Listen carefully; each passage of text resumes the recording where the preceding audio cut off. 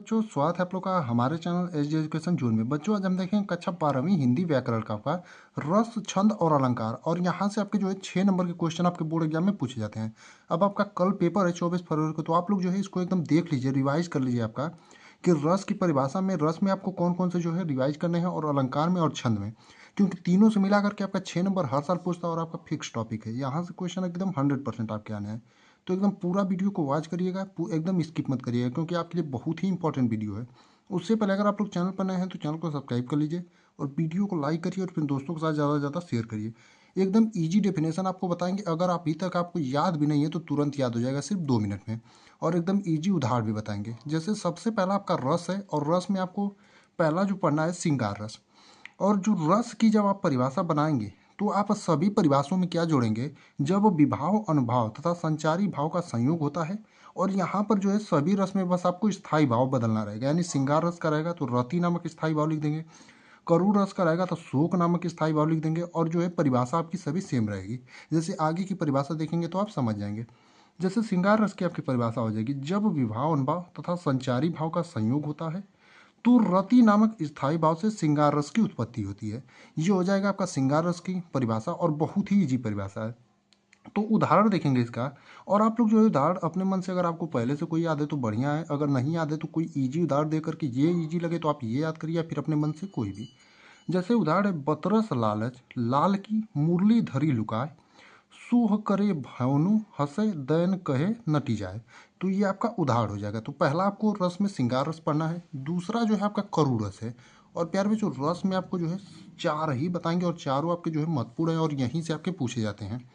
तो दूसरा आपका करुण रस, अब देखेंगे इसकी भी परिभाषा उसी तरह है, बस आपको यहाँ पर क्या बदलना रहेगा, हमने बोला था स्थायी भाव बस बदल देना है। जैसे जब विभावन भाव तथा संचारी भाव का संयोग होता है तो शोक नामक स्थायी भाव से करुण रस की उत्पत्ति होती है। यानी कि वहाँ पर आपका रति नामक स्थायी भाव था, लेकिन यहाँ पर करुण रस है तो आपका शोक नामक स्थायी भाव से करुण रस की उत्पत्ति होती है।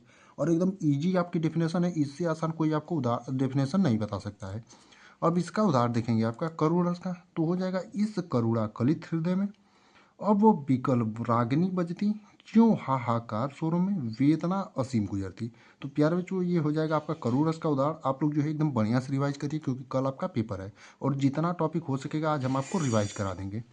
तीसरा जो आपका है हास्य रस, और हास्य रस का जो परिभाषा हो जाएगा उसी तरह इसका भी रहेगा, विभाव, अनुभाव तथा संचारी भाव का संयोग होता है तो हास्य नामक स्थायी भाव से हास्य रस की उत्पत्ति होती है।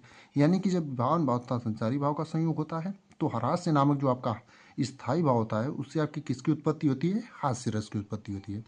अब देखेंगे इसका उदाहरण, यानी हास्य रस का उदाहरण, सिर पर गंगा हंसे, भूजनी में भुजंग हंसे, हास ही को दंगा भयो नंगा के विवाह में। तो ये आपका जो है प्यारे बच्चों उदाहरण हो जाएगा। हमने आपको पहले ही कहा था, आपको अगर ये उदाहरण इजी लगे तो आप इसको देख लीजिएगा, अगर आप इससे इजी उदाहरण कोई जानते हैं तो आप उसको भी तैयार कर सकते हैं। तो आपका हास्य रस का भी परिभाषा हो गया और इसका उदाहरण हो गया। अब चौथा और अंतिम जो आपको रस में पढ़ना है वो है बीर रस। तो क्या होता है बीर रस, आइए देखते हैं। उत्साह नामक स्थायी भाव, विभाव, अनुभाव तथा संचारी भाव के संयोग से वीर रस की उत्पत्ति होती है। यानी कि आप ऐसे भी कर सकते हैं, विभाव, अनुभाव तथा संचारी भाव के संयोग से उत्साह नामक स्थायी भाव से जो है वीर रस की उत्पत्ति होती है। जैसे आपका बहुत ही जो उदाहरण है इसका वीर रस का, बुंदेले हर बोलो के मुंह हमने सुनी कहानी थी, खूब लड़ी मर्दानी वो तो झांसी वाली रानी थी। यानी कि वीर रस का एकदम इजी उदाहरण है, और ये आप बार बार जो है पोएम में पढ़ते आते होंगे बचपन से, कि बुंदेले हर बोलो की मुंह हमने सुनी कहानी थी, खूब लड़ी मर्दानी वो तो झांसी वाली रानी थी।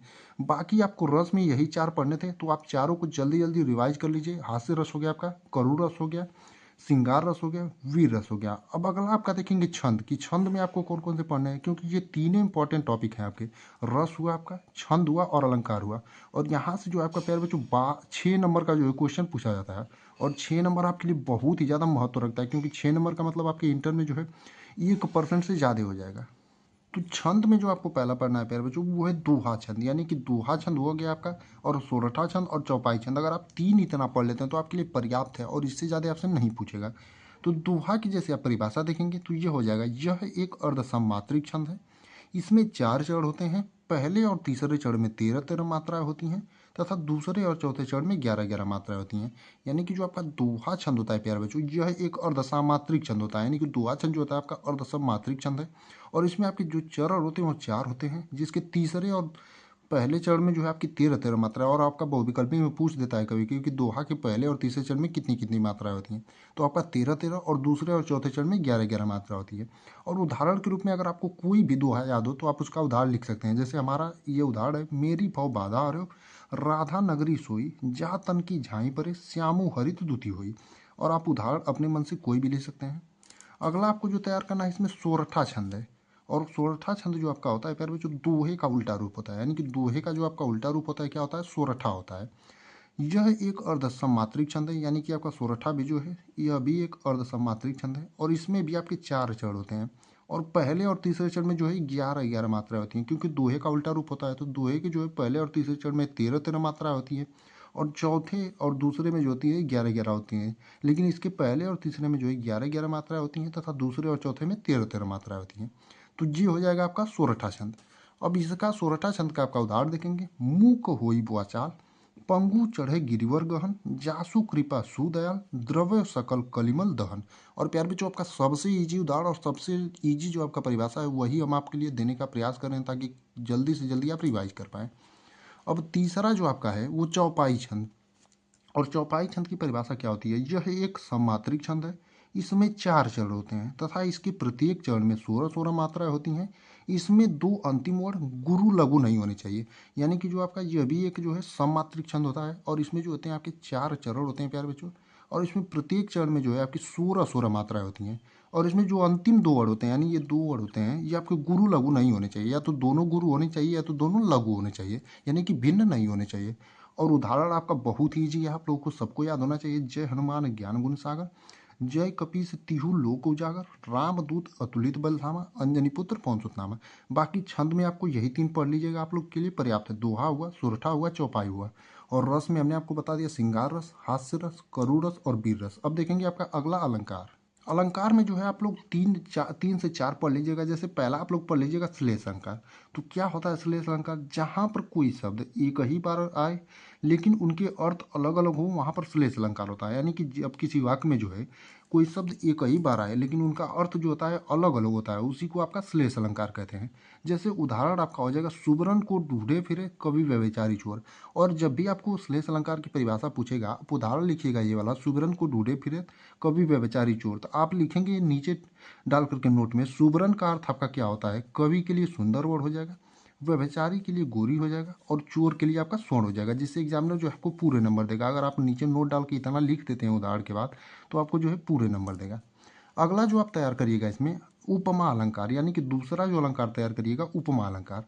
जब किन्हीं 2 वस्तुओं की गुण आकृति स्वभाव आदि में समानता दिखाया जाए या 2 भिन्न वस्तुओं की तुलना की जाए। यानी कि जब किन्हीं 2 वस्तुओं की जो है प्यारे बच्चों आपका गुण आकृति स्वभाव आदि में जो है समानता दिखाया जाता है या फिर 2 कोई भिन्न भिन्न वस्तुओं की जब तुलना किया जाता है तो वहाँ पर आपका उपमा अलंकार होता है। जैसे आपका उदाहरण हो जाएगा, मुख मयंक सम मंजू मनोहर। आपका बहुत ही ईजी उदाहरण है, तो आप लोग जो उदाहरण भी हम आपको जो दे रहे हैं एकदम ईजी से ईजी दे रहे हैं, तो आप लोग इसी को तैयार करिएगा। अगला जो आपको अलंकार तैयार करना है रूपक अलंकार। तो आइए देखते हैं क्या होता है रूपक अलंकार। जहाँ उपमेय में उपमान का भेद रहित आरोप हो वहाँ रूपक अलंकार होता है। यानी कि जहाँ उपमेय में प्यारे बच्चों आपका उपमान का भेद रहित आरोप होता है वहाँ का आपका कौन सा अलंकार होता है, रूपक अलंकार होता है। जैसे उदाहरण हो जाएगा आपका चरण कमल बंदो हरिराय। और इससे इजी उदाहरण आपको कोई नहीं दे सकता, इसलिए हम आपको बोल रहे हैं कि जो उदाहरण भी आपको बता रहे हैं यही तैयार करिएगा क्योंकि एक लाइन का है और इजीली आप तैयार कर लेंगे। बाकी अगला और अंतिम जो अलंकार आपको तैयार करना है उत्प्रेक्षा अलंकार। तो क्या होता है उत्प्रेक्षा अलंकार, जहाँ उपमेय में उपमान की संभावना व्यक्त की जाए वहाँ उत्प्रेक्षा अलंकार होता है। यानी कि जहाँ उपमेय में जो है उपमान की आपकी क्या व्यक्त की जाती है, संभावना व्यक्त की जाए, वहाँ पर आपका कौन सा अलंकार होता है, तो उत्प्रेक्षा अलंकार होता है। जैसे उदाहरण हो जाएगा आपका, शोभत ओढ़े पित्त पर श्याम सलोने गात मनहु नीलमणि शैल पर आतपु पर्यो प्रभात। तो आप लोग जो है इन सभी टॉपिकों को एकदम बढ़िया से तैयार कर लीजिएगा। हमने रस में आपको बता दिया कौन कौन से तैयार करने थे, अलंकार में बता दिया और छंद में बता दिया। तो आप लोग जल्दी से इसको रिवाइज कर लीजिए क्योंकि कल आपका पेपर है।